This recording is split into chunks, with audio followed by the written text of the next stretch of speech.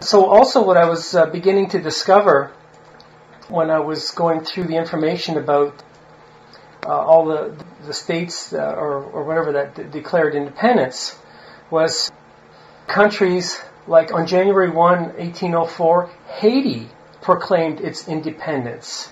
So through this action, it became the second independent state in the Western Hemisphere and the first free black republic in the world. And then I discovered that Costa Rica won its independence from Spain on September 15th, 1821. And then I discovered that El Salvador finally claimed its freedom after the Central American Independence Act was signed on September 15th, 1821, ending the 300 years of Spanish rule. And then I discovered that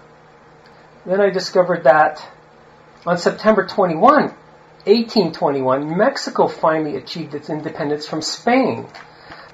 Then I discovered that the Peruvian War of Independence was a series of military conflicts beginning in 1809 that culminated in the proclamation of the independence of Peru by José de San Martin on July 28, 1821. And then after that, I discovered that Venezuela's independence was on the 5th of July, 1811, establishing the Republic of Venezuela. And then I discovered that Argentina declared its independence July 9th, 1816. As we all know, Canada Day is celebrated on the 1st of July, the official independence of Canada. And the day commemorates the founding of the Canadian federal government by the British North America Act of the 1st of July, 1867.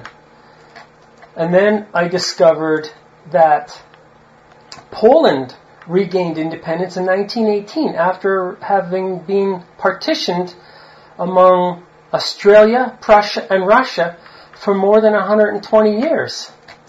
And then I discovered that the Act of Declaration of Independence of Ukraine was adopted by the Ukrainian Parliament on August 24th, 1991. That's fairly recent. And then I discovered that there was an independence the 1st of December 1918. And then I discovered that Greenland takes a step towards independence from Denmark. The Arctic territory of Greenland has begun a new era of self-rule after 300 years under Danish authority, moving closer to independence with a potential oil bonanza below its ice cap. Denmark granted Greenland limited sovereignty when its parliament approved home rule in 1979, which is fairly recent. And then I discovered that English independence is a political ideal advocated by some English people that England, the largest and most populous country within the United Kingdom, should secede from the UK and become an independent sovereign state. And then I discovered that, I can go on and on and on, and I will. March 17th, 1861, March 17th, 1861, Italy declares independence. The Kingdom of Italy is proclaimed. And then I discovered that Egypt was declared independent on February 28, 1922, from under British rule, and it acquired full sovereignty following World War II. And then after that, I discovered that South Africa achieved independence from Britain on the 31st of May, 1910.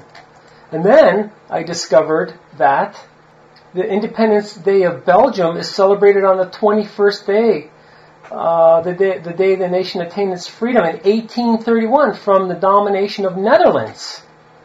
And so we just keep seeing, declarations of independence from, failed governing. And so, and there's more. And then I discovered that for more than a century, Sri Lanka was a British crown colony, but on the 4th of February, 1948, the country achieved its independence. And here's even more. I discovered that on the 15th of August, 1947, India became completely independent. And then I discovered that In 1853, New Zealand became a self-governing colony with an elected legislature of its own, followed by the establishment of New Zealand Constitution Act 1852. The struggle for freedom in New Zealand achieved a new dimension on the 26th September 1907 with the grant of Dominion status by the government of the United Kingdom. And so on and on and on and on and on, I'm discovering that there's nothing but cessations from poorly governing rulers. There's even more.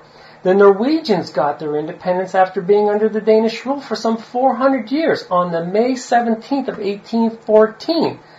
And then finally, I kind of stopped somewhere, and this is where I stopped. The Greeks, the War of Independence began in 1821, rising up against 400 years of occupation and oppression by the Ottoman Turks. So over and over and over and over and over, people as in groups of states or whatever had declared independence from their previous, those who occupy through the laws that are administered over the population. And so, citizens also can declare independence, because citizens are part of a state. And if you've had enough of a state, you can declare independence. We are sovereign people. We were not born for anyone else but our parents. We were born for our own freedom. And so therefore, declare independence, be a sovereign person, an individual, and dump the system. We have to declare independence from any and all powers over us, except from our parents, and even from our parents if our parents are abusive. Basically, you just declare independence because really nobody has the power over you. You are your own owner. Nobody is an owner of you. And democracy is not what it says to be, because democracy right now are currently putting people that are born 1,200 years out paying for today's bill. And therefore they are illegal. So if anybody's your master, it ain't them. It's you. Your mother and your father are your master, or your spouse is your master, or your children are your master, or your dog is your master, but certainly not a government. Anything that government touches is usually bad.